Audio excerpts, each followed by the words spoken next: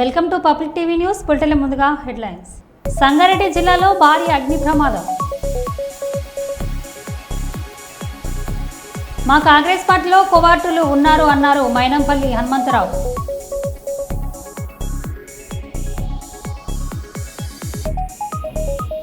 ఐతరాజపల్లి, భూపతిపూర్ గ్రామాలలో పలు అభివృద్ధి కార్యక్రమాలకు శంకుస్థాపనలు.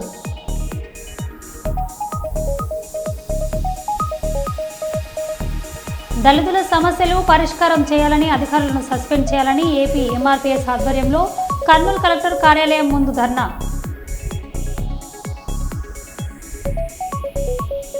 కేంద్ర ప్రభుత్వం 4 లేబర్ కోడ్లను రద్దు చేయాలని డిమాండ్. ఇల్లు కోల్పోయిన దళిత నాయకుడు సీనియర్ పాత్రికేయుడు బొక్కూరి మధు మరో 4గురికి ఇందిరమ్మ ఇళ్లలో ఇండ్లు కేటాయించాలి. రామగుండం మాజీ ఎమ్మెల్యే కోరకంటి చందర్, దళిత హక్కుల పోరాట సమితి రాష్ట్ర నాయకులు కందుకూరి రాజరత్నం రోడ్డు వెడల్పు కార్యక్రమంలో ఇండ్లను కోల్పోయిన గోదావరిఖని పట్టణంలోని 48వ డివిజన్ అడ్డగుట్టపల్లి మాదిగల కుటుంబాలకు ఆదివారం రామగుండం మాజీ MLA Korakanti Chandar, CPI senior నాయకులు కందుకూరి రాజరత్నంతో పాటు పలువురు BRS, CPI, Bahujan Samaj party నాయకులు పరామర్శించారు. ఈ సందర్భంగా వారు మాట్లాడారు.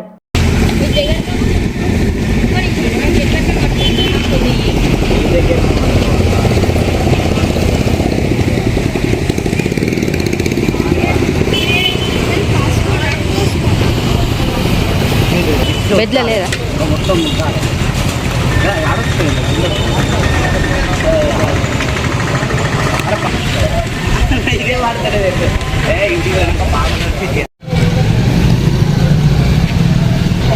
మా ప్రభుత్వం ఉన్నప్పుడు టీయూఎఫ్ఐడిసి ఒక 100 కోట్లు, డిఎంఎఫ్టీ నుంచి ఒక 54 కోట్లు, అమృత్ స్కీమ్ నుండి 250 కోట్లు నిధులను వచ్చిన దాన్ని ఏ విధంగా అంటే ఒక వాడకు మేము ₹1 పెట్టాము. ఇట్లా రకరకాలు ప్రస్తుత ఎమ్మెల్యే గారు అభివృద్ధి పేరిట కార్యక్రమం చాలా సంతోషం. దీనికి ఎవరము కూడా అడ్డు కాదు, మేము దానికి ఎవరము కూడా ఆటలు తను గెలిచిండు, తను చేసుకుంటూ మేము పలు సందర్భాలలో డిమాండ్ చేస్తూ కోరుకోవడం జరుగుతూ ఉంది. ఎవరైతే ఈ రోడ్డు వెడల్పుల పేరిట నష్టపోతూ ఉన్నారో వాళ్ళకు ప్రభుత్వం నుండి నష్టపరిహారాన్ని ఇప్పించేటువంటి వాళ్ళు ఇల్లీగల్గా చేసుకున్నా ఏది చేసుకున్నా 40-50 ఏళ్ళ నుంచి వెళ్ళి కట్టుకొని ఉన్నారు కాబట్టి ఆ యొక్క ఇల్లును కానీ ఆ యొక్క సెటర్ను కానీ కూల్చేస్తే ఓ 30-50 వేల రూపాయలు కూల్చినట్టే లెక్క. మళ్ళీ వాళ్ళు కట్టుకోవాలంటే మళ్ళీ ఒక 50,000 కనీసం కట్టుకోవడానికి ఎలాగ ఇయ్యరు, ఆ కూర్చడానికి జరిగినటువంటి నష్టం ఇచ్చినట్టయితే బాగుంటుంది. అనేక నిధులు ఉంటాయి. ఇలా సింగరేణి నుండి నిధులు తెస్తున్నారు, ఎన్టీసీ నిధులు తెస్తున్నారు. ఈ విధంగా ఇక్కడ ప్రత్యేకంగా దళిత వర్గం కోసం అంబేద్కర్ యువజన సంఘం పక్షాన అనేక ఏళ్ళుగా ఈ ప్రాంతంలో ఉన్నటువంటి అనేక మంది ఉంటారు.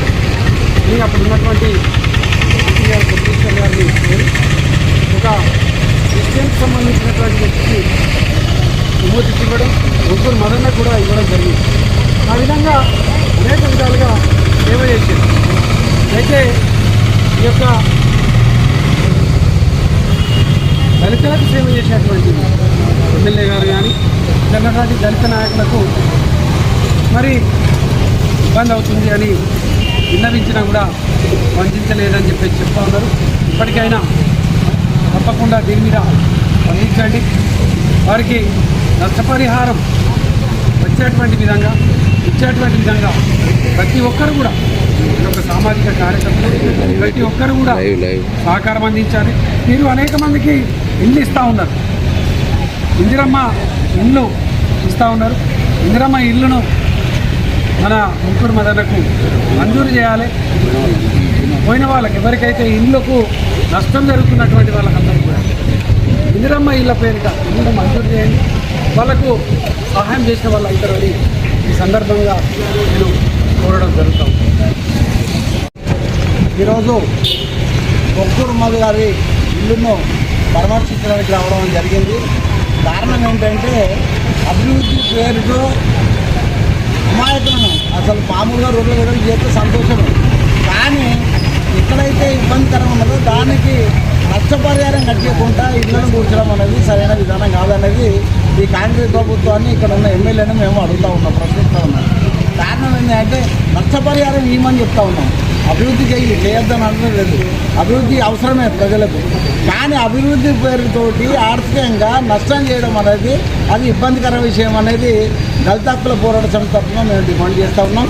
మరి ఇవాళ దళితులను డెవలప్ చేయాల్సిన బాధ్యత ఉన్న ప్రభుత్వం మరి దళితులకే అన్యాయం చేస్తే ఏం పద్ధతి అనేది ఒక ప్రభుత్వాన్ని మేము ప్రశ్నిస్తూ ఉన్నాం.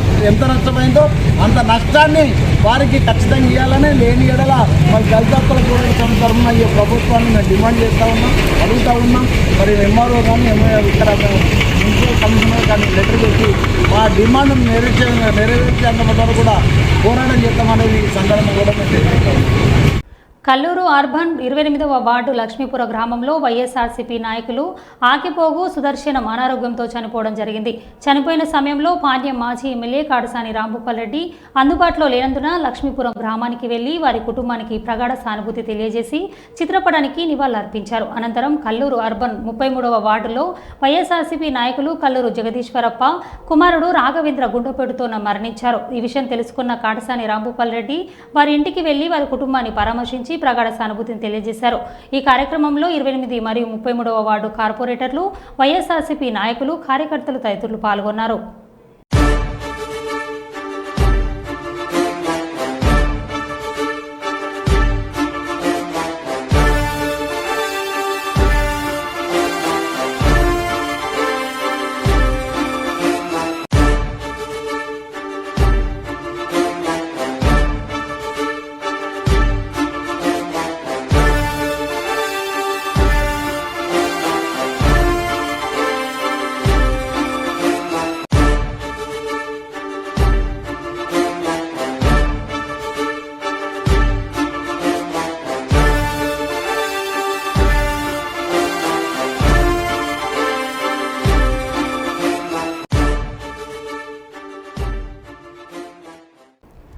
కేసీఆర్ క్షమించిన ఎల్లో మీడియాను మేము వదిలిపెట్టాం. నిన్న మహాన్యూస్ ఛానల్ మీద జరిగిన దాడి కాదు, నిరసన మాత్రమే.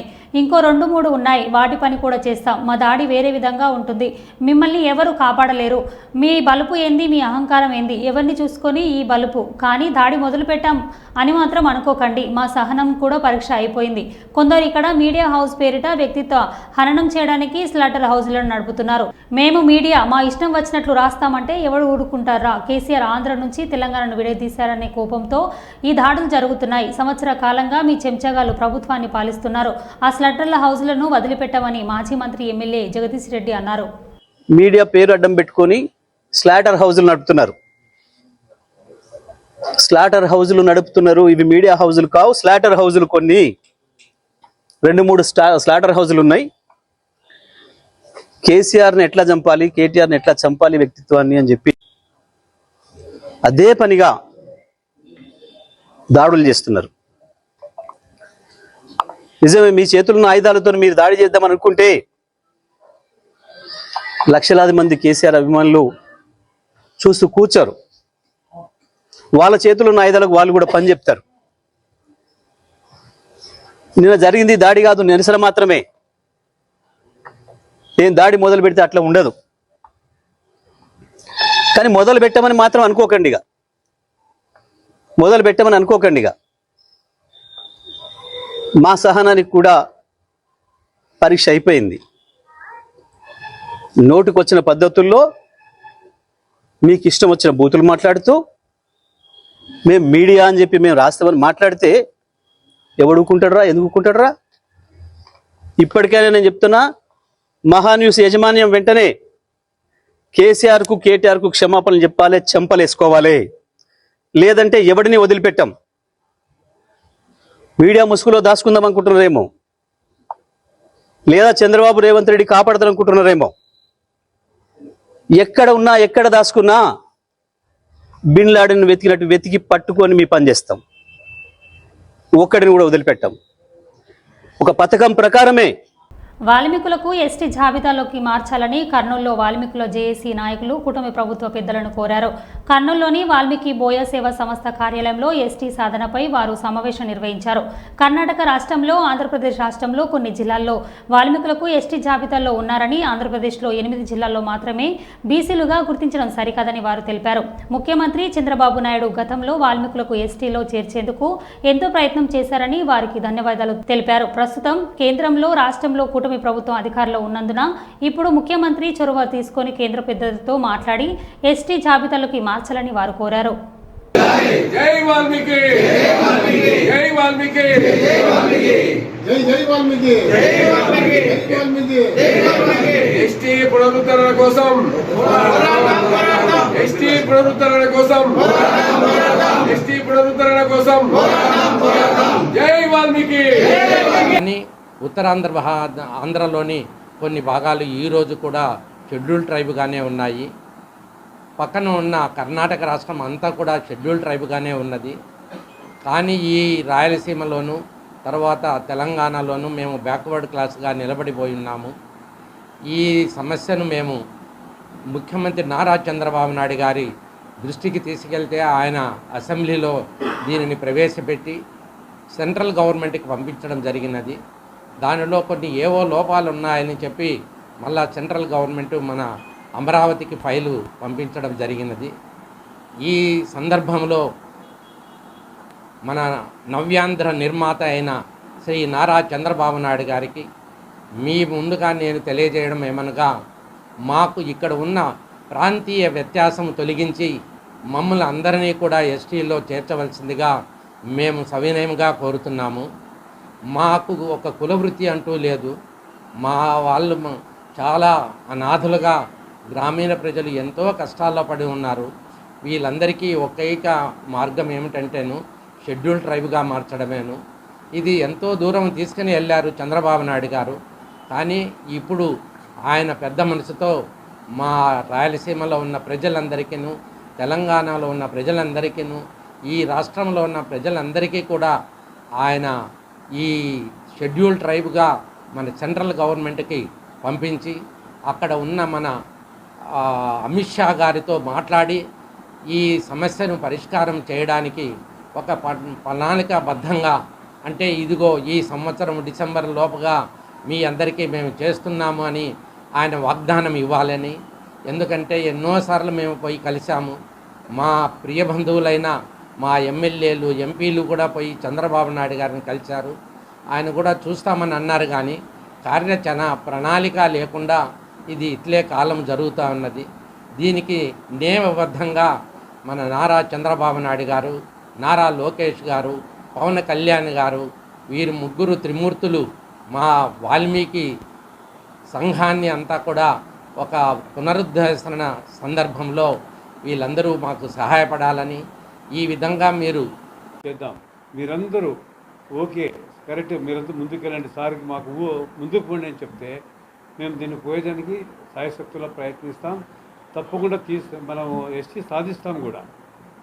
ఇప్పుడు ఏమంటే ఎవరు అడగరు, ఇప్పుడు అడిగితే అన్నం పెట్టదు. అట్లా మనం పాటికి మనం ఊకే ఉంటే ఎవరు అడగరు కదా. వాళ్ళు రాజకీయ నాయకులు ఉన్నా కూడా వాళ్ళకు మన సపోర్ట్ ఉంటేనే వాళ్ళు పోయి అడుగుతారు. సరేలే అంటే వచ్చేస్తారు వాళ్ళు, అంతే. మనమంతా కూడా ఎక్కడ అని మనమంతా కూడా మాట్లాడినప్పుడు ఒక సమావేశాలు చేసుకొని మాట్లాడినప్పుడు ఇది అవుతుంది కాబట్టి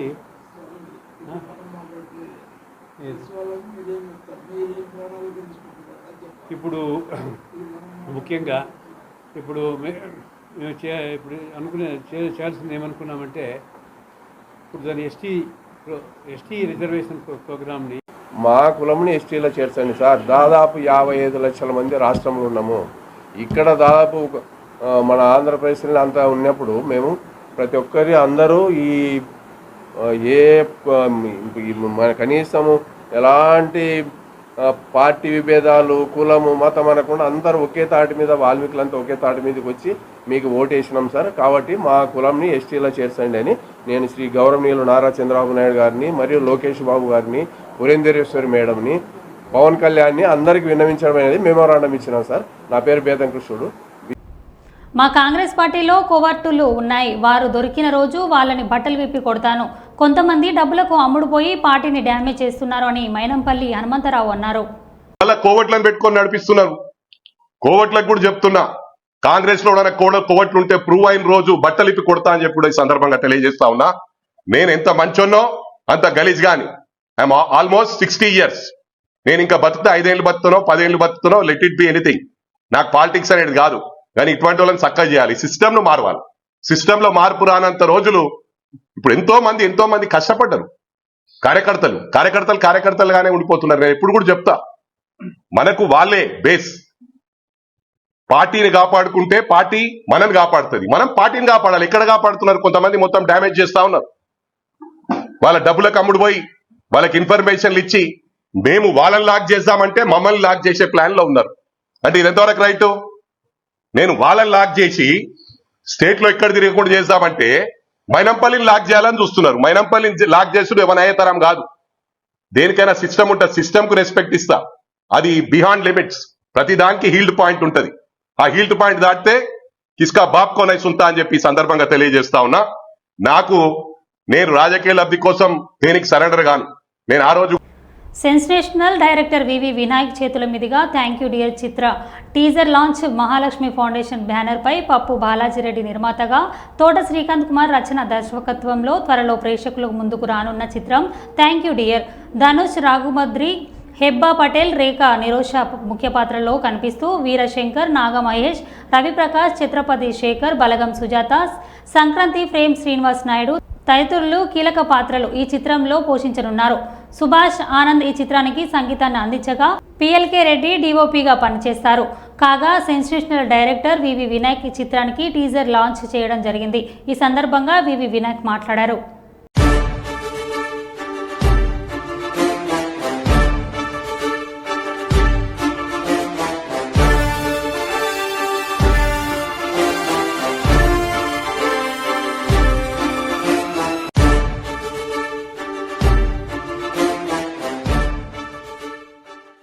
సంగారెడ్డి జిల్లాలో భారీ అగ్ని ప్రమాదం, 10 మంది చనిపోయినట్లు సమాచారం. పాషమైలారంలో సిగాచి రసాయన పరిశ్రమలో రియాక్ట్ పేలుడు, ప్రమాద ధాటికి 100 మీటర్ల దూరంలో ఎగిరిపడ్డ కార్మికులు, పరిశ్రమలో భారీగా ఎగిసిపడుతున్న మంటల్లో చిక్కుకున్న కార్మికులు, 12 మంది కార్మికులకు తీవ్ర గాయాలు, 10 మంది చనిపోయినట్లు సమాచారం. ఘటనా స్థలానికి చేరుకొని మంటలు ఆర్పుతున్న ఫైర్ సిబ్బంది.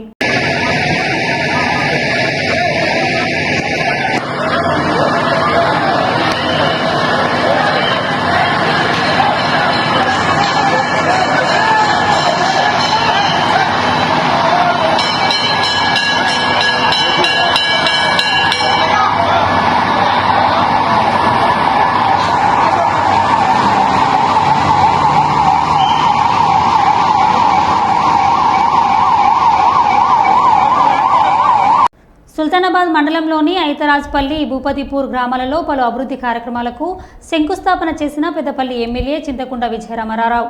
ఈ సందర్భంగా ఎమ్మెల్యే మాట్లాడుతూ, గత బీఆర్ఎస్ ప్రభుత్వం ఏ ఒక్కరికి ఇల్లు ఇవ్వలేదని, కాంగ్రెస్ ప్రభుత్వం నియోజకవర్గంలో 3500 ఇందిరమ్మ ఇళ్లు మంజూరు చేశామని, గ్రామానికి 20 ఇండ్ల చొప్పున ఇస్తున్నామని అన్నారు. రైతు భరోసా, రైతు రుణమాఫీ, సన్నవడ్ల బోనస్ అమలు చేయడంలో రేవంత్ రెడ్డి ప్రభుత్వం దేశంలోనే ముందంజలో ఉందని తెలిపారు.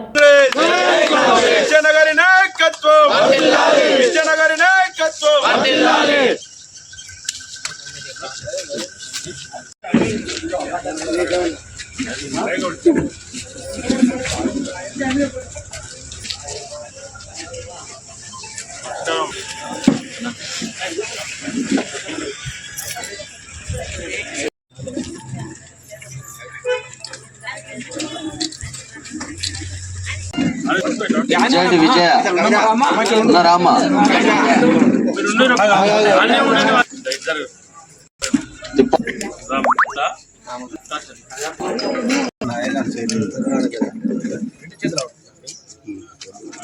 చేతులు పడతాను, చెల్లులు పడతాను.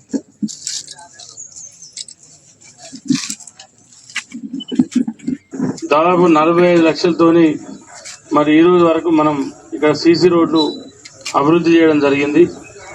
ఇంకా కాంపౌండ్ వాల్ ఏదంటే పల్లెల 3 లక్షలు, ఇది పోషమ్మ కాంపౌండ్ వాల్ పెట్టాం. హనుమాన్ నగర్లో 2 లక్షలు, దాన్ని ఇంకా కట్టలేదు, కట్టమని చెప్తున్నా. ఇంటలేడు మా ఇంకానా. తర్వాత గౌడ సంఘం బిల్డింగ్ కావాలంటే 5 లక్షలు ఇచ్చాం కమ్యూనిటీ హాల్. మరి ఆ 7తో కలుపుకుంటే దాదాపు 52 లక్షలు ఈ గ్రామంలో ఇప్పటి వరకు మనం ఈ వనలాఫేర్ల అభివృద్ధి కార్యక్రమాలు చేసాం. మరి ఇప్పుడు కూడా ఒక 2-3 రోడ్లు చెప్పడం జరిగింది. ఏదైతే మనం ఇప్పుడు రోడ్ ఇనాగ్రేషన్ దగ్గర కొంతమంది అక్కడ ఉన్నటువంటి మహిళా సోదరులు కానీ అక్కడ ఉన్నటువంటి సోదరులు కానీ అప్పుడెప్పుడో చేసిన రోడ్డు పూర్తిగా ఖరాబ్ అయిపోయింది, తప్పకుండా ఆ రోడ్డు నిర్మాణం చేయాలని చెప్పి అడగడం జరిగింది. తప్పకుండా వారి ఆలోచన మేరకు మా వెంకన్న రాయన్న వాళ్ళు కూడా చెప్పిండ్రు కావాలన్నా అని. త్వరలో ఇప్పుడు మహిళా సంఘం బిల్డింగ్ కూడా ఒక 5 లక్షలు పెట్టి పనులు పూర్తి చేస్తా ఉన్నాం. రాబోయే వారం 10 రోజులలో మళ్ళీ వస్తా ఇతరపల్లి గ్రామానికి మహిళా సంఘం బిల్డింగ్ ప్రారంభోత్సవానికి. వచ్చినప్పుడు ఆ రోడ్డు కూడా 6 లక్షలు అయితే అవుతుందని చెప్పి సంబంధిత డిపార్ట్మెంట్ ఏ కానీ డి కానీ చెప్పడం జరిగింది. ఆ రోడ్డు శంకుస్థాపన, దాంతోపాటు ఈ మహిళా సంఘం బిల్డింగ్ ప్రారంభోత్సవం దానికి కూడా 5 లక్షలు పెట్టినాం, అంటే 57 లక్షలు. మళ్ళీ ఆ రోడ్డు పెడితే 63 లక్షలు. మరి దగ్గర మన గ్రామంలో ఈ సంవత్సరన్నర కాలంలో మరి మనం మంజూరు ఇచ్చినట్టు అవుతుంది. మరి ఇదే కాకుండా రైతు రుణమాఫీకి సంబంధించి మన గ్రామంలో దాదాపు 70% మంది రైతులకు రైతు రుణమాఫీ జరిగింది.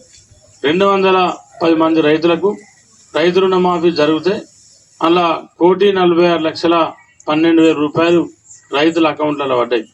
రైతు రుణమాఫీ జరిగినటువంటి ప్రతి రైతు మళ్ళీ బ్యాంకుకి వెళ్ళి రైతుల మళ్ళీ బ్యాంకు నుండి తిరిగి రుణం పొందేది. అదే కాకుండా సన్నవడ్ల బోనస్ కూడా మన ఆనాడు ప్రభుత్వం కాంగ్రెస్ పార్టీ మన ముఖ్యమంత్రి రేవంత్ రెడ్డి గారు మాట ఇచ్చి మాట తప్పకుండా దాదాపు ఎంత లేదన్నా కూడా 136 మంది రైతులకు 3 కష్టపడ్డారు. ఎంత కష్టపడానో అంత కష్టపడ్డారు. ఇలా కొత్త రేషన్ కార్డులు మన ఊళ్ళో 121 వచ్చాయి. దాదాపు నేను అనుకుంటా మీ ఎంకన్నా పట్టు వదిలిన విక్రమార్కుడు దాదాపు అన్ని ఇప్పించుంటాడు. ఇంకేమైనా ఉన్నాయా? ఉన్నాయట ఇంకా 5-10 ఏమున్నా 5-10 ఉంటుంటాయి. తర్వాత ration card adding 180. Ration card adding అంటే తర్వాత ఈ అమ్మకు కొడుకుంటాడు, అంటే నాకు తెలియదు ఎంతమంది పిల్లలు. ఆ అమ్మ కొడుకుంటే 10 ఏళ్ల కింద పెళ్ళైంది. 10 ఏళ్ల కింద పెళ్ళైతే కొడుకు ఆమెతో కార్డులో ఉంది, కానీ కోడలు లేదు, మనవరాలు లేదు. ఇవాళ అవన్నీ కూడా 180 మందిని ఇవాళ యాడ్ చేయడం జరిగింది. 121 కొత్త కార్డులు, 180 యాడింగ్. అంటే నాకు తెలిసి దాదాపు మొత్తం మందికి, అంటే నేను ఏమంటానంటే 95% ఏది మీ గ్రామంలో కార్డులు వచ్చి ఉంటాయి. ఇంకేమన్నా 5-10 రాకుంటే వెంకన్న ఉన్నాడు, మా రాయన్న ఉన్నాడు, మీకేమన్నా నేను కూడా ఎంఆర్ఓ చెప్తా. ఇంకేమన్నా మనకు ఎలిజిబుల్ ఉండి ఇంకా కూడా మనం ఇవ్వగలిగితే వాళ్ళందరికీ ఇస్తాం. వాళ్ళకు కూడా ఈ నెల నుంచే బియ్యం పోసే కార్యక్రమం కూడా ప్రారంభమైంది. ఇలా వాటితో పాటు ఇందిరమ్మ ఇల్లు, ఆనాడు ఇందిరమ్మ ఇల్లు మీకు తెలుసు. ఇందిరమ్మ ఇళ్ళ విషయంలో అప్పటి ప్రభుత్వం మాయమాటలు చెప్పింది. మాయమాటలు చెప్పి అల్లులెత్తెక్కడ, బిడ్డెత్తెక్కడ, కొడుకెక్కడ, కోడలెక్కడ, చిన్న ఇల్లు, డబ్బంత ఇల్లు, అగ్గిపెట్టంత ఇల్లు, డబుల్ బెడ్ ఇల్లు కట్టిస్తామని చెప్పింది. కానీ కట్టలే, మోసం చేసి 10 ఏళ్ళు చెప్పింది.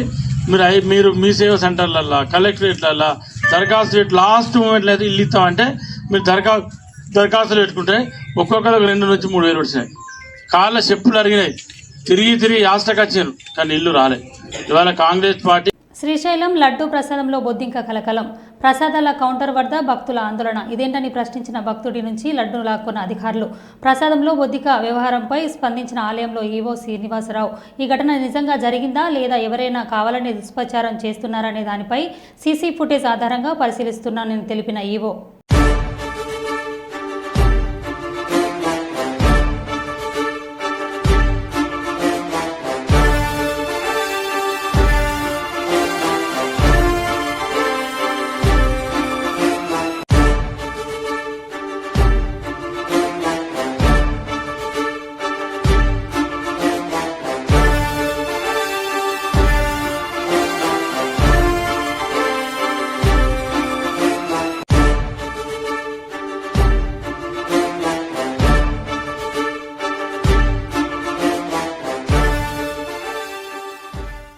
ఉత్తరాఖండ్లోని ఉత్తరకాశీ జిల్లాలో బార్కోట్ యమునోత్రి రోడ్డుపై బాలిగఢ్ వద్ద క్లౌడ్ బస్టర్ జరిగింది.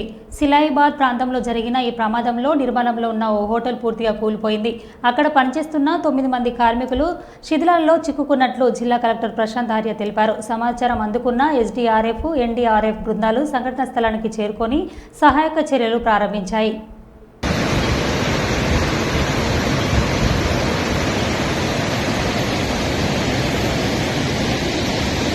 जम गया यार ये मलबा बहुत है, बहुत गहरा भाई।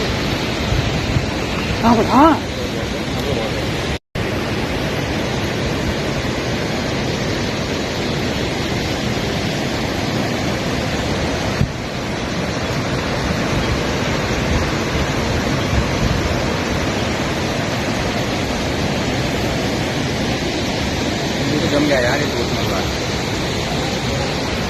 मलबा बहुत है, बहुत गहरा भाई। మరో బుట్టల్లో మళ్ళీ కలుద్దాం. Stay tune.